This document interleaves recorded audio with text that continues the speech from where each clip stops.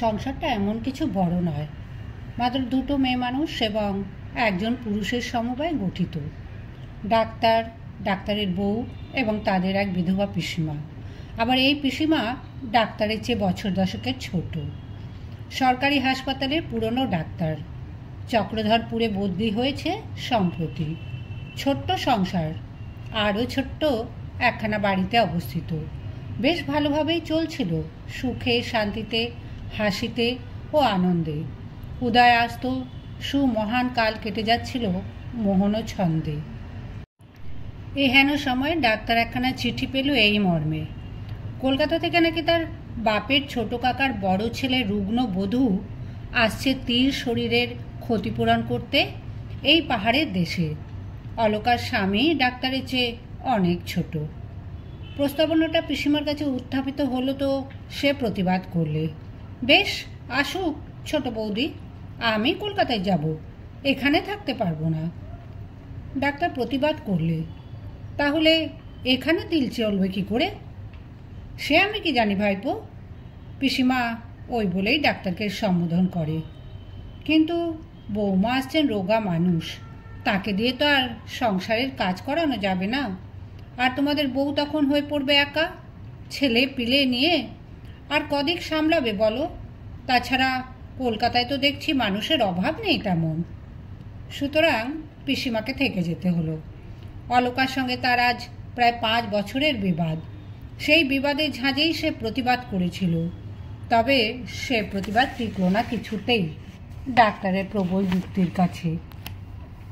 ওদিকে অলকা এলো যথাসময়। দীর্ঘদিন ম্যালেরিয়ায় ভুগে ভুগে তার দেহের সক্রিয় কল কবজাগুলি অচল প্রায় হয়ে গেছে।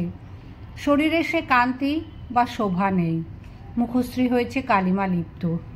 গায়ের হাড়গুলো এমনভাবে বার হয়ে পড়েছে যে তাদের এক একখানা করে গোনা যায় অক্লেশে। আসার পরের দিন তো ডাক্তার পরীক্ষা করলে, দেখলে জীবনের আশা বড় কম। নিজের মৃত্যুর জন্য সে নিজে দায়ী, কারণ সে মৃত্যু ডেকে এনেছে অযথা নিজের নির্বুদ্ধিতার ফলে এবং চিকিৎসার অভাবে। এমনকি এ কথা বললে হয়তো অত্যুক্তি হবে না যে সে ক্ষয়ে ক্ষয়ে নিঃশেষের পানে এগিয়ে যাচ্ছে ক্রমশ নিছক ভাইটামিনের অভাবে বা খাদ্যপ্রাণের অকিঞ্চিতকরতায়। স্বামীর দীর্ঘদিনের বেকার অবস্থা রোগের আরেকটি কারণ বলা যেতে পারে। যা হোক, বৌমার চিকিৎসা এবার চলতে লাগলো যথাসাধ্য, কিন্তু সেই চিকিৎসার কোনো সুফল ফলল না মাসখানেকের মধ্যেও। ডাক্তার হতাশ হয়ে মাথায় হাত দিয়ে বসল। তবু অলকার রোগ কমল না, পরন্তু বৃদ্ধি পেতে লাগলো একটু একটু করে, দিন দিন, সকল চেষ্টাকে ব্যর্থ প্রতিপন্ন করে। অলকার নুন খাওয়া নিষেধ। কোনো এক রাজার মেয়ে নাকি তার বাপকে নুনের মতো ভালোবাসত, সুতরাং নুনের প্রয়োজনীয়তাকে কিংবা গুণ সামান্য নয়। তাই অলকা সচরাচর নুনহীন তরকারি খেত না। ডাক্তারের বউ আবার লোককে খাওয়াতে নাকি বড় ভালোবাসত, সুতরাং অলকার খাওয়ার কষ্ট দেখে তার করুণ মন ক্লিষ্ট হতো অত্যন্ত। অনেক বলে কয়ে সে স্বামীর কাছ থেকে বৌমার সামান্য একটু বাটি চচ্চড়ি খাবার অনুমতি পেয়েছিল এবং প্রতিদিন তার জন্য একটা বাটি চচ্চড়ি করে দিত সযত্নে। সেদিন অনেকগুলো বিছানা পরিষ্কার করে উঠতেই ডাক্তারের বউয়ের বেশ বেলা হয়ে গেল। পিসিমা তাড়াতাড়ি স্নান করে এসে রান্না করতে বসলো, আর বৌমা বাতায়ন পাশে বসে দূর আকাশের পানে তাকিয়ে দেখতে লাগলো অপরূপ মেঘের খেলা। দূরে অতিকায় ধূমের মতো দাঁড়িয়ে আছে আকাশচুম্বী পর্বত, তার নিচে ইতস্তত বৃক্ষলতা শোভিত কালো বর্ণের ছোট ছোট পাহাড়, তাদের গায়ে লাল কাঁকড়ের বঙ্কিম পথরেখা। মনে হয় যেন কোনো অচিন দেশে চলে গেছে পাহাড়ের বুক বেয়ে। বৌমা অন্যমনস্ক হয়ে ভাবছিল। এমন সময় ডাক্তারের বউ ভিজে চুল মুছতে মুছতে এসে বলল, বৌমা, আজ কি দিয়ে দুধ সাবু খাবে? যা হোক দিয়ে খাবো এখন মা। কেন বাটি করতে দিলে না? থাকবে, কুটনো তো সব কোটা হয়ে গেছে। তা হোক, তুমি একটা বাটি করতে দাও মা। কথা শেষ করে ডাক্তারের বউ গৃহত্যাগ করে আর বৌমা উঠে যায় বাটি চচ্চড়ির কুটনো কুটতে।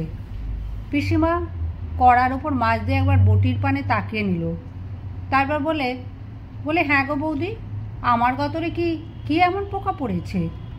বৌমা সবিস্ময় কয়, কেন ঠাকুরজি? মুখুরা পিসিমা তখন ফেটে পড়লেন, আমি কি বাটির কুটনো করতে পারি না? না কুটলে হাতে পক্ষাঘাত হতো। তেজ করে আমায় একবার বলা হলো না? রোগ তো 12 মাস লেগেই আছে, তার আবার অত দেমাক কিসের? রুগ্ন বধূটির শুষ্ক নয়নদ্বয় বিদীর্ণ করে ঝরে পড়ে অঝরে মুক্তোর মতো অশ্রুকণা। নিদারুণ ঘৃণায় ও বেদনায় ননদের এই বাক্যবাণের সুতীব্র আঘাতে, স্বামীর অর্থহীনতা এবং নিজের রোগের চিন্তায় তার সারা কোমল অন্তরাত্মা সহসা রি রি করে ওঠে। আর পিসিমার মুখে তখন যেন তুবড়িতে আগুন লেগেছে। সমস্ত বারুদ না নিঃশেষিত হলে সে নীরব হবে না। বৌমা আস্তেই বাটিটা নিয়ে আসে সকলের অজ্ঞাতসারে। ঘণ্টা দুয়েক পর পিসিমার বারুদ ফুরিয়ে যেতে ডাক্তারের বউ এসে বললে, বৌমা বাটি আমায় দাও মা, আমি করে দিচ্ছি। ছি ছি, মানুষকে মানুষ অমন করে বলে? 20 বছরের রোগশীর্ণ বধূটি আজ সারা হৃদয় মথিত করে কেঁদে ফেলল বিপুল বেদনায়।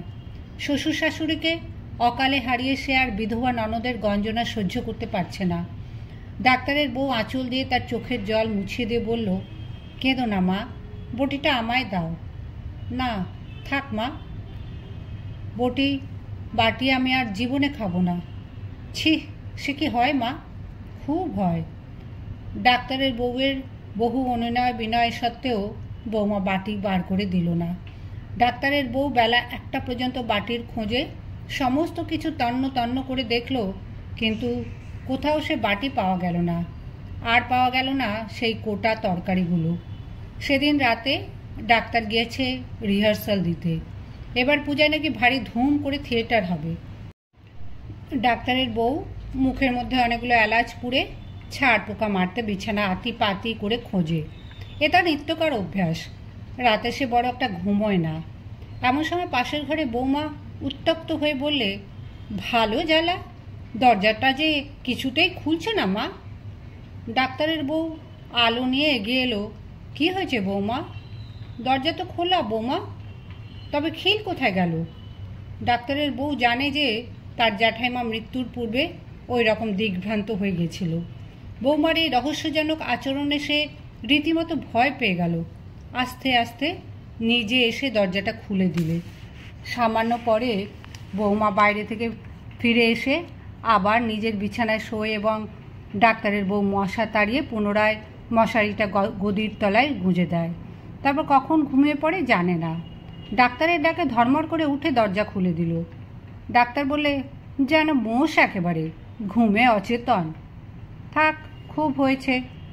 আধ ঘন্টা ধরে একজন ভদ্রলোক ডাকছে। সকালে অতগুলো কাঁথা তো সব কাচলে ও ভদ্রলোকেরও এই দশা হতো নিশ্চয়ই। ডাক্তার শুয়ে ঘুমিয়ে পড়ে। কতক্ষণ যে ঘুম ঘুরে কেটেছিল দুজনের তা হয়তো তারা জানে না। ডাক্তারের বউ সহসা সচেতন হলো স্বামীর আহ্বানে। ওগো দেখো তো, ও ঘরে বৌমা কি যেন বলছেন। ডাক্তারের বউ শুনলে বৌমা পাশের ঘরে বলছে, দূর ছাই, কিছুতেই তো আলো জ্বলছে না। রুগ্ন কণ্ঠে ক্ষীণ স্বরে নিষিদ্ধের নিস্তব্ধতা ভঙ্গ করে অট্টহাসি হেসে ওঠে যেন কিসের ব্যাকুল প্রচেষ্টা। ডাক্তারের বউ গৃহে প্রবেশ করে দেখে সে এক অদ্ভুত ব্যাপার। বৌমা মশারির মধ্যে হ্যারিকেনের ল্যাম্প নিয়ে গিয়ে অনবরত ফসফস করে দেশলাইয়ের কাঠি জ্বেলে যাচ্ছে, আর সেই প্রজ্বলিত কাঠি চিমনিতে ঠুকে ঠুকে নিভিয়ে ফেলছে প্রতিবার। এমনি করে জ্বালাতন হচ্ছে ব্যর্থতার বেদনায়। ডাক্তারের বউ স্তম্ভিত হয়ে স্থাণুর মতো স্থির হয়ে থাকলো এক মুহূর্ত। তারপর বলে, বৌমা ও কী করছো মা? বউ মৃদু ক্রন্দনের সুরে বলল, দেখো দেখিন মা, আলোটা কিছুতেই জ্বলছে না। বৌমার জ্ঞান সহসা ফিরে আসে। কিং কর্তব্য বিমূঢ়ের মতো তাকিয়ে থাকে ডাক্তারের বউয়ের পানে। ডাক্তারও এগিয়ে আসে। তারপর তড়িতে বৌমাকে পরীক্ষা করে বলে, শিগগির আগুন করে ওর হাত পা সেঁক করো। এতক্ষণে পিসিমার ঘুম ভাঙে। সে আলস্য ত্যাগ করে পিটপিট করে তাকিয়ে থাকে। ডাক্তার এসে তাড়াতাড়ি বৌমাকে একটা ইঞ্জেকশন করে দিলে তারপর বাইরে গিয়ে বলে, না, এত করেও বৌমাকে বাঁচাতে পারলুম না। নয়ন কোণ থেকে ঝরে পড়ে বিন্দু বিন্দু অশ্রুকণা। ডাক্তারের বউয়েরও চক্ষু হয় বাদল দিনের সজল আকাশের ন্যায়।